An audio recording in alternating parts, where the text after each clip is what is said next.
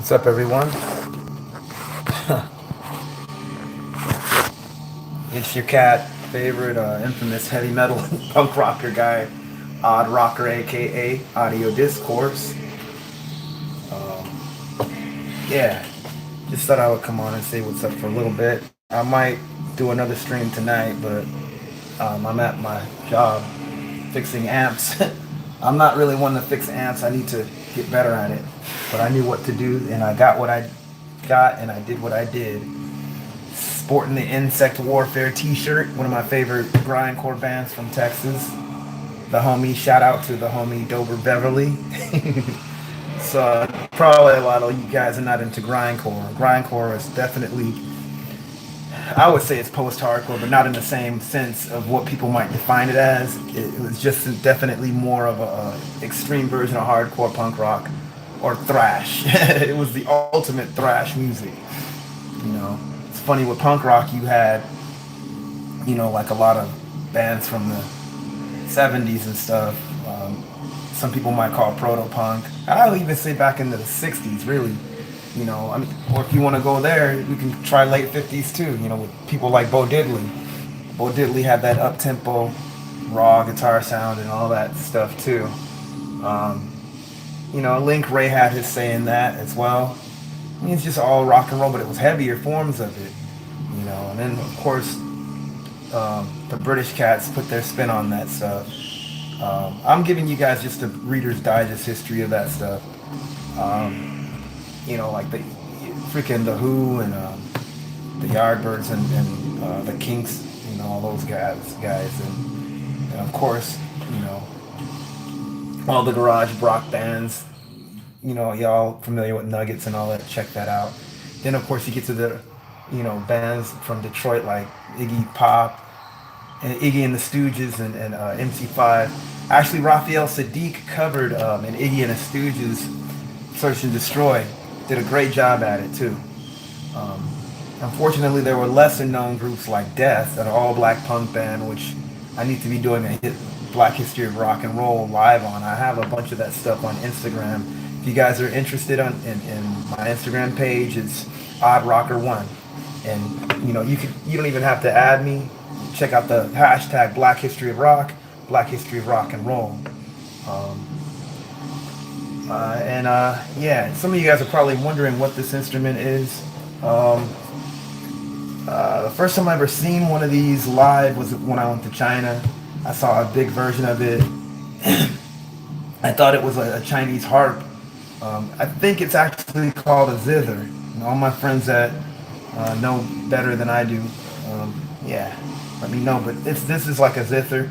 I don't play it correctly because I don't have nails and I don't have the nail thing to play it with. A friend of mine actually gave this to me. Unbelievably gave it to me along with this instrument, which is the kalimba. It's a South African instrument from what I understand. It's an instrument from Africa. Taken actually from the mariba. It's like a smaller version of the mariba. The mariba is a lot bigger than this. It's a thumb piano. This is kind of a modern version of what a mariba is. Mariba is a lot bigger than that. I guess I'll just if you guys want, I'll play a little bit for you guys. I'm not a professional at this. I'm improvising. So please, if any of you guys listen to this kind of music, don't go too hard on me. I'm just gonna play a little improv thing with it. I don't know what I'm doing, but I know what I'm feeling. My main instrument is bass. I'm known mostly for playing bass. I've done sessions, all kinds of different music sessions with bass. The next instrument I'm known for is drums. Play probably maybe in one or two bands playing drums, mostly punk and heavy metal type stuff. Unless it's, at Instant Band I play everything. So it's like, my influences on drums and bass are very diverse. I mean, seriously, bass, bands like Yes, cats like Stanley Clarke, I'm all over the place, mostly 60s and 70s stuff on bass. That's where I really kind of learned all that stuff from listening to anything from rock and roll to soul to R&B and to funk and all that stuff. So Larry Graham is amazing. Even if you're not, how could I say this? Even if you, most bass players, I'll say this, back then, and even rock bass players, even if you didn't really listen to Sly and Family Stone, you were somewhat influenced by them because they laid it down. Larry is like an innovator of style when it comes to playing the bass. That dude, who is this? Oh yeah, I was about to mention him. Brother Danubian. I was getting to that. I was gonna get to that. Yes, James Jamerson. I'm gonna mention him actually right after I mentioned Larry Graham. He got a few steps ahead of me. Larry Graham was one of the first to not only slap bass, and how he did this was basically him and his mom didn't have no drummer. I don't know why they got rid of the drummer. So Larry just kept the bass, he kept the rhythm. It's a shame I don't have my bass out right now. He kept the rhythm with the boom, that boom, boom, like with the thumb and his fingers. Like that was, the bass was the thumb and the finger was the snare. So that's how the pop bass thing started. And people have done so many different versions of it. Stanley Clarke made that thing. Stanley Clarke, man. I don't know what to say about Stanley Clarke, but that dude is just bad. Like, I wish I could solo like him. I fake solo like him. And of course, James Jamerson. I was gonna say there's two different bass players. There's two bass players. Actually, I'll say three. That most bass players are influenced by, whether they realize it or not, especially the earlier rock bass players. One is James Jamerson, because a lot of cats were listening to Motown, and his bass stood out more than a lot of cats did, man. Listening to Motown. I mean, all those guys were jazz musicians too. So they if you ever see the movie Lost in was it Lost in the Stars? Brother Danubian, if you're here, correct me on that movie. That movie made me cry. I haven't seen it in a long time. It's about the Funk Brothers, and James Jamerson was one of them. And James Jamerson, I don't care if you were in Jimi Hendrix's band or Cream or any of those bands from the late 60s, early 70s, James Jamerson influenced you. Even if you were a bass player even now and not even knowing it, James Jamerson influenced you directly or indirectly, because all your favorite bass players listen to that cat. I believe that Larry Graham dug him too, but him and Larry were like the ones that really like stood out. And I'll be honest, another bass player that, it's funny, I didn't realize how much she played on, was Carol Kaye. Carol Kaye was like, was it Carol Kaye or Carole King? I know Carole King wrote a lot of stuff, but Carol Kaye, she did a lot of stuff, man. Like, and she was the one that actually kind of started playing with the pick more because it had a clearer sound. I didn't know she played on a lot of different albums. I'm not really much of a Beach Boy fan, but she did that. She did TV. She did I think she even did some of the Motown stuff as well. But those three bass players have influenced a lot of different people. My bass players, I think I told you, Stanley Clarke, also Chris Squire from Yes, Geezer Butler from Black Sabbath, and Bootsy from Funkadelic, of course. The bass player from Bad Brains, Daryl Jennifer. A lot of great bass players. As far as drums go, I mean, my drum influences. I'm sorry for like ranting, you guys. Let me give you a little bit of history on my music thing. I wanted to play guitar, and what got me into playing guitar, it was in the mid '80s. I was definitely into a lot of the hip hop stuff, and around the mid '80s though, like I was into like a lot of that new wave stuff too. But all this synthesizer stuff started bugging me, man. Like this synth pop stuff like Erasure, I could not stand. And Depeche Mode, I just couldn't get into it. And then a lot of the pop stuff that was happening at that time. The only popular music I think I listened to that was, was hip hop. Or at the time on the West Coast we had a lot of electro. Like stuff like Egyptian Lover, Nucleus, and Clientele, and all that stuff. out here on the West Coast, you'll hear a lot of old school hip hop people tell you this. We had 1580. That was our hip hop station, K-Day. They've revamped it today, but I'm sorry, it's nothing like it was back in the day. It was on AM, and a brother by the name of what was, I don't know his first name, but he went by the Mac. His last name was Mac. I think it was how could I forget this brother's name? But he had a thing called the Mac Attack mix. My brother and I would listen to like every Saturday. We recorded because we were gonna break dance, and pop to whatever we recorded and battle our block at the time. It was pretty cool. But after that phased out, I was always into art, so I drew.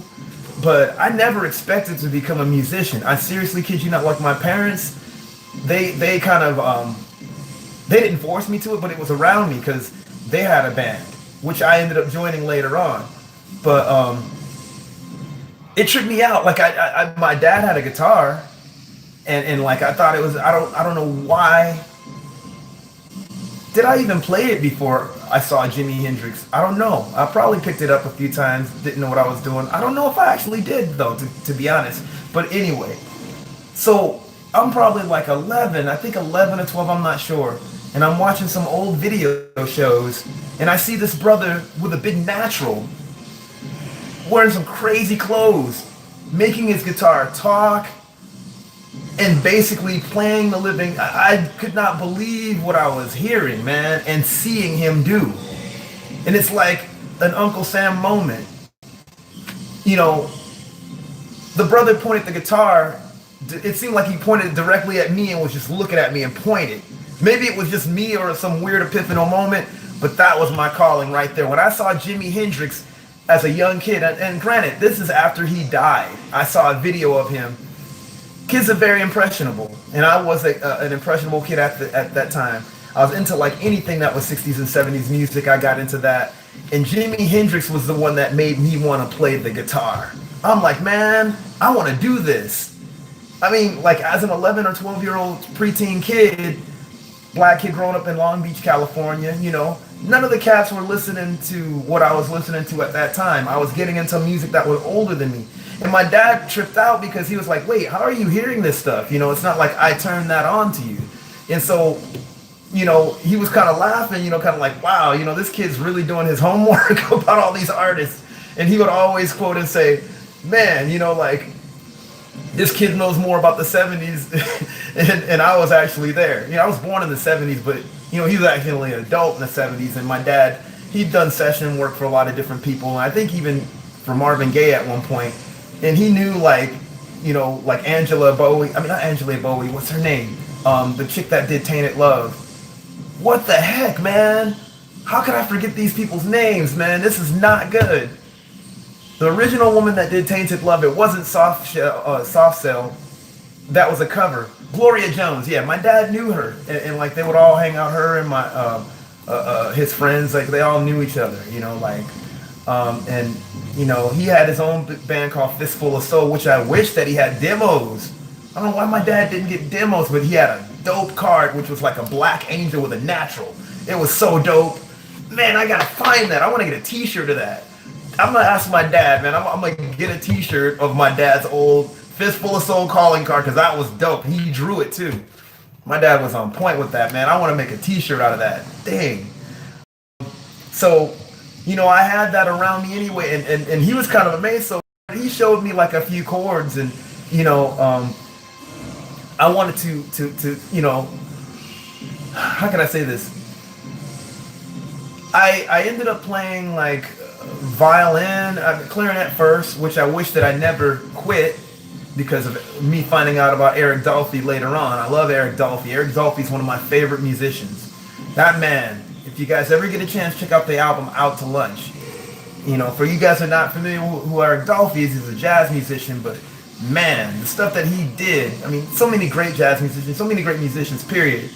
Eric Dolphy was like, he did some stuff that sounded like Twilight Zone jazz, like it was really kind of out there. He has an album called Out There too, but Out to Lunch is one of my favorites. That song Hat and Beard, not just because I have a hat and beard, was like freaking boss, man. I actually told one of my drum students to listen to that, and she dug it.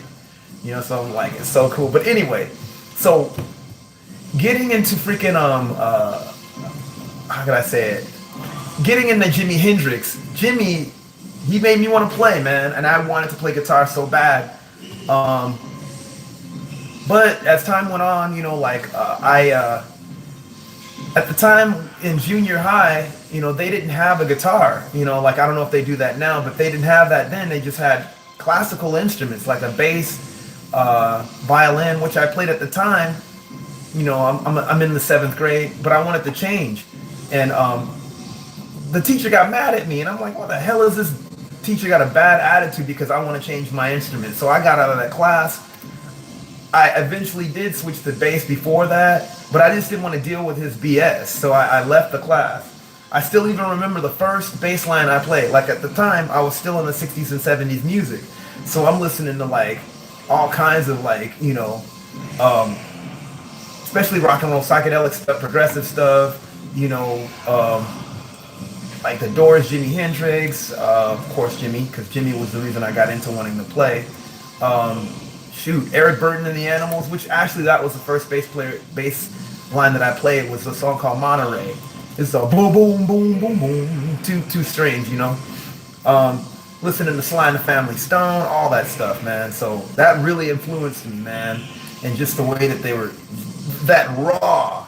Like older music sounds more raw, dude, and of course when you're getting into like a lot of that stuff, you find out it was a different way that they produce things, not just um, the 80s had the digital era and now you can do anything, but 60s and 70s had that like analog thing going on, and that it was just a warmer sound. It was thick, when you listen to, I don't care if it's funk, I don't care if it's the hard rock heavy metal stuff, it was just thick, and it just zapped your soul. Not zap in a bad way, but like you're just like, yeah.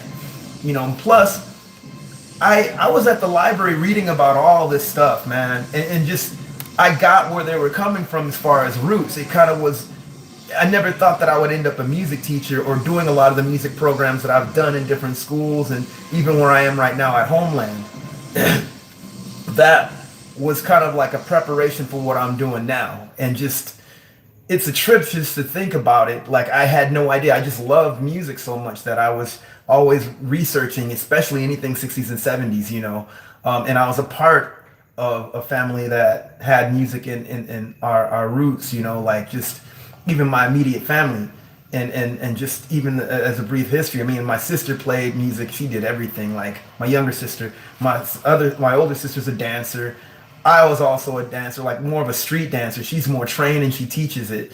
My brother is a renowned beat maker, rapper, and a DJ, and probably and a producer as well. And he actually, my brother, he has worked with people like actually he'll get mad if I like just say who he's worked with, but I'll just say this: he started really young himself. He started when he was about man. He was really young. I think he was probably about 11 or 12 too when he started making beats. I remember how I introduced one of my homies that I went to school with because, he heard the beat that I actually was rapping over. I actually also dabble in rap. I don't think I'm as good as some of the people that I know personally. But and I did spoken word poetry stuff too. My brother had a beat and that he made, and like I rapped and I was spitting word over it, and my friend, I was playing him over the phone. He's like, "Who made that beat?" I'm like, "Oh, my brother did it."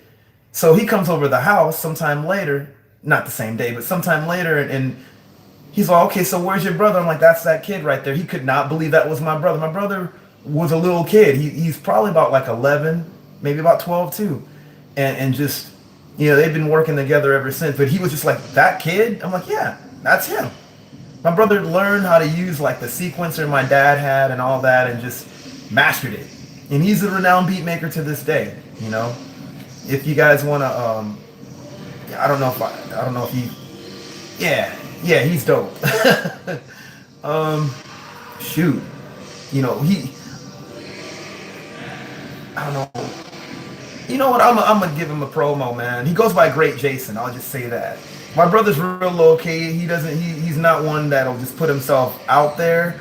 But if you want to hear his music, he goes by Great Jason, and I think you could find his video, Kareem Huxtable, on here too.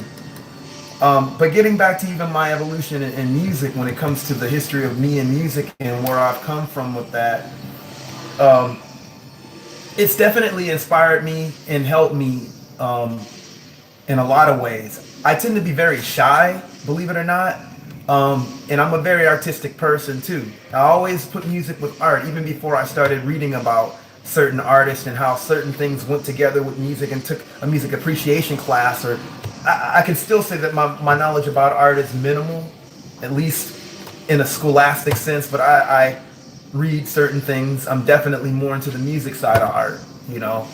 Um, to the point where I've actually taught classes about kids, I mean, to kids, you know, in the inner city, and basically showing how um, even the music that they're listening to is connected to what's going on. Who is this? James Jamerson is king. Yes, he is the king. Totally the king. May he rest in honor. May his memory be eternal, man. That guy. If you watch that movie Standing in the Shadows, that's what it's called. Not Standing in the Stars. He that movie made me cry. Have any of you guys seen that movie? It's talking about those Motown, and it totally focuses on James. You know, may he rest in honor, man. And you can't, you cannot, you cannot not be influenced by him. I hope that, I hope that made sense. There's no way that you cannot be influenced by James Jamerson. He definitely, even if you don't know who he is, you're still influenced by him because, he had an influence on so many different people. Even your bass players that you're into were either directly or indirectly influenced by him. But getting back to just, so I took up bass. I started playing upright bass, and at the same time, my uncle Andre, shout outs to my uncle Andre, brought some instruments over the house. I wish he would have let me keep that Gibson guitar, but his homeboy wanted it, so, But he had a drum set and a Flying V bass, which I gave to my first student after, I got my new one. But that was me, here I am, on the west side of Long Beach, it's a pretty cool area, whatever. But I didn't have an amp at the time, so I put the head of the bass actually no, I did have I had an amp, but I didn't have an amp of my own. Like that amp was, my dad like used it and stuff, but I wasn't playing out at that time. But a lot of times I would put the bass to the wall and just play it off of the vibe and the reverb of the wall because like I didn't have my own little amp at the time, and eventually I got something. But yeah, I played. I'd listen to. My thing, I love music with a lot of changes in it. That's why I got into progressive rock. Stuff like bands like Yes and King Crimson and all that. And also the jazz fusion stuff too. Like I said, Stanley Clarke. And I dig Miles and all that. And anything that was adventurous, And then you had Funkadelic, Parliament Funkadelic. My dad, like, was turning me into all kinds. He was tripping off me listening to like a lot of this stuff, and he started giving me suggestions. Like my dad introduced me to Led Zeppelin, Emerson, Lake and Palmer, and a few other different cats. Man, my dad was a support in what I did. He bought me like albums like Living Colors and Vivid and all that stuff, and me being a Christian, more Protestant at the time. I'm Orthodox now, but my family was open to even bands that may have had that message but wasn't really gospel in that sense. Like my dad bought me you guys are gonna laugh at me, first Striper album, and I actually liked that album. I eventually did, I like the rockier stuff. I can't stand power ballads, I can't stand Bon Jovi or any of that stuff, so that stuff really got on my nerves. Like I just wasn't feeling it. Like all the late 80s hair metal stuff, I hate that stuff. To be, as far as rock, I tend to be into more raw type stuff, more experimental stuff, and more to the utmost extreme abrasive stuff too. So I was into like also like a lot of early heavy metal stuff like Black Sabbath and Deep Purple. All the what I call post Jimi Hendrix stuff. And even like I said, 60s and 70s, anything 60s and 70s music. I don't care if it's jazz fusion. I don't care if it's soul R&B. I don't care if it's freaking heavy metal. Um, and then I got into at one point I got into hardcore punk, and that to me really was. I was telling the Radical Home sister about what I felt punk rock did for me. As a person. I mean, everybody gets inspired by music. It was the same energy that I had pretty much was digging in even like a lot of hip hop and stuff too. But playing a lot of that aggressive and abrasive music um, with punk rock, a lot of people will always talk about the nihilistic part of it, but there's an identity that if you're into that stuff you could easily be influenced by the outspokenness of it. If you guys have never seen the movie Afropunk, check it out. Because I think Tamar Kali breaks it down and how it was for her as a black woman being into punk rock and what it did for her and how she realized even certain things. Well, I'm gonna have you guys like watch that. But for me, not to say that I needed music, but it was something that kind of helped me break my shyness as far as like just I've always been different. I've gotten made fun of by so many different people when I was coming up because I tend to just kind of follow my own doing things. And it was almost like punk rock to me was just like saying, hey, nothing wrong with being yourself, you know, and just being proud of who you are as an individual and how the Most High made you, being as creative as you are. And that was just for me at that time, and I feel like that still stays with me to this day. I'm very outspoken, even though I am still kind of shy, but I'm pretty much like I don't. This is me. Like you guys are seeing me. It's not some fake dude. Like I'm this. I'm probably not the most typical brother that some people might say. I don't like even putting myself in that category, but people remind me of that. I'm no one special. Everybody's special. Everybody has a fingerprint that's their own. And that's the way I look at it. We're all creative and everyone has something to add. So whenever somebody I would get clowned or whatever, in that sense, that kind of movement helped me to not even trip off of that. I got into, some that's another story. I don't even talk about that, because there was a whole thing where we're talking about music. I don't want to talk about all that negative stuff, but through music, there's so many different ideas. Through hip hop, I got even more into the harder core hip hop stuff, like more so at one point, and I learned a lot of different styles of. I was really digging Ice Cube. I dug Cam. He was like one of my favorites. West Coast Cam. The Coup. All these different rap groups in the early '90s. That was a real encouragement. Because those guys are speaking a lot of knowledge, but also I mean, their music was amazing. Like, when I think of things that have influenced me as a composer, I look at a lot of early Ice Cube albums and Public Enemy, because the way that the beats were put together, it was just like, wow, like, I'm probably going to end up doing a separate video about that as well, too, because there's so much detail in that, so it really pissed me off when people were talking about beat makers as if they don't do work, because I've watched my brother do work. I've worked with different beat makers. I've had certain people say things like, oh, rap's karaoke. I'm like, you don't even know what rap is. You don't even know what hip hop is. Write lyrics that are more amazing than anyone, when it comes to the way that they write it. Subject matters could vary, and certain things I might not agree with or disagree with or whatever, but my favorite era of hip hop, although I'm open to hear what cats have to say now, but my era definitely is what they call the golden age, late 80s, early 90s, especially early 90s, because hip hop to me was like what rock and roll was in the 70s. It was so diverse. And that had a huge influence on me, especially when it comes to playing drums. My influences on drums are those break beats. I'm listening to Ice Cube, I'm listening to Public Enemy, but that goes back to funk too, like a lot of James Brown stuff, a lot of Parliament stuff. But putting it in that was an influence on me, and I knew where it came from. But also hardcore punk was a huge influence on me as well. I wanted to play fast any kind of way possible, to the point where I'm playing these blast beats, death metal and all that stuff. I'm into all that. music wise, and it influenced the way that I play. And there's so many different musicians, it's almost like I could do a separate video on everything that I'm talking about. Um, and I taught myself drums. I had a few lessons on bass, but even more so, um, I think I'm more self-taught on bass. But I did have a point where in college, I had a private instructor for a little bit. I wish that I stayed in that position.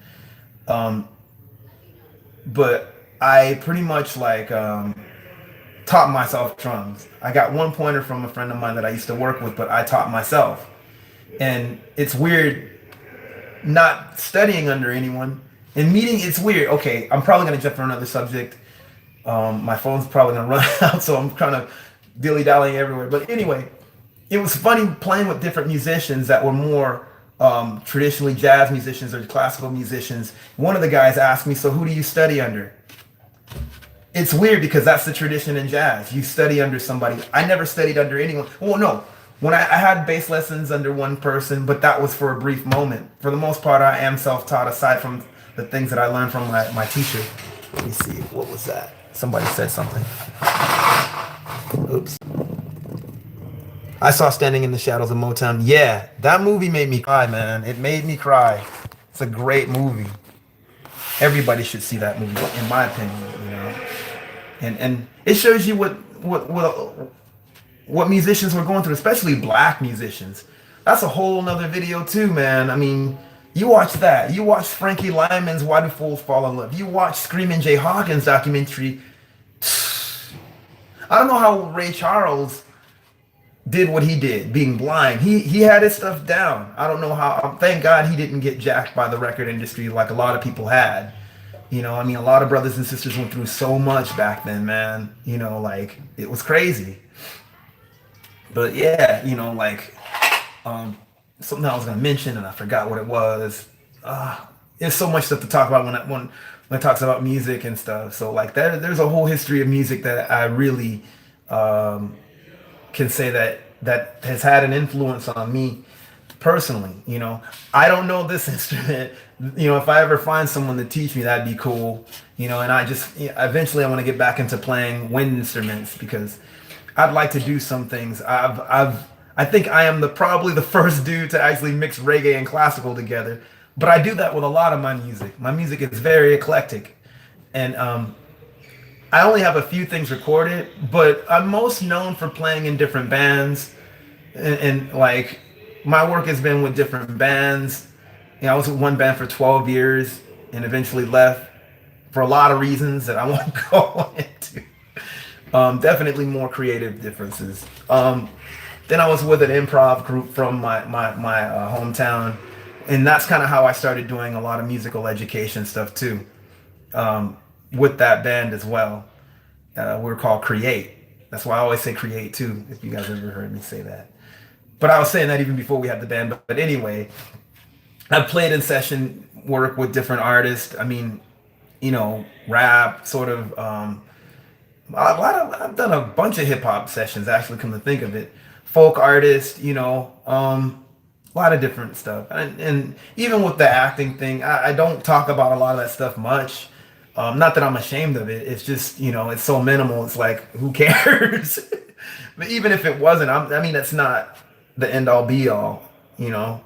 But I've done things, you know, with different people and stuff. Oh, I thought that's so dope. Oh,